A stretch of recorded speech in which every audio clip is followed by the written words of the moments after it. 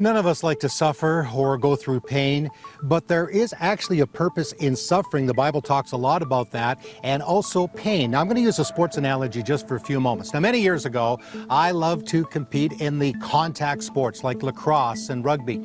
And in order to compete, you had to get yourself in shape, run the stairs, do the weights, get your endurance up so that when you went onto the field or into the arena, you were able to compete and do well. How much more is it when we think about our spiritual walk with Jesus, that it's in the suffering, it's in the pain that we actually learn endurance.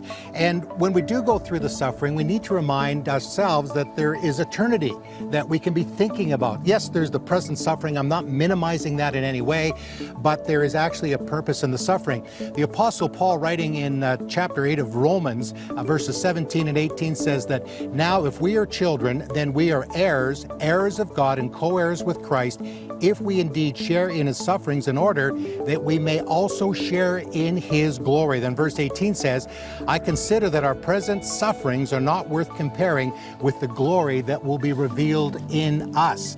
We have to look through the suffering. And I tell you, I struggle with that. Even this week, I was going through something and I'm thinking, this is not going to last forever. This is just a temporary thing.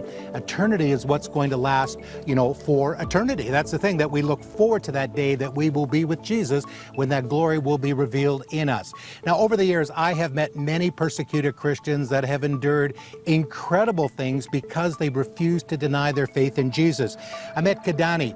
He was in Eritrea, and the Eritrean church, the evangelical church, in 2002 was closed down by the government. And if the believers met, they ended up in military prisons and in shipping containers.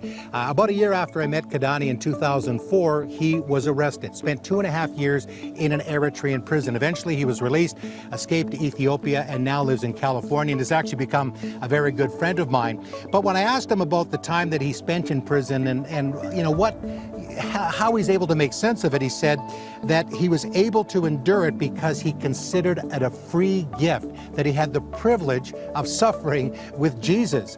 And another pastor that I met, Parvez, that's not his real name, from Pakistan, but he was doing amazing things, in that Muslim country, and those that did not appreciate that tried to stop him. They had him tortured. I won't tell you about some of the things they did, but they really tried to humiliate him. And I asked Parvez, I said, well, how do you make sense of this? What do you think about it? He said, I consider it a great privilege to suffer for Jesus. And I'm going, man, as I'm listening to these men talk and going, would I be able to respond that way? Because they could see the suffering was actually something that they were able to participate in the sufferings of Christ. And that is, we really have to have an eternal perspective. And and it reminds me of a story from the book of Acts as well. So you had the apostles, these early church leaders, they're called before the Sanhedrin, the religious leaders, and they were told, stop talking about Jesus. And they refused.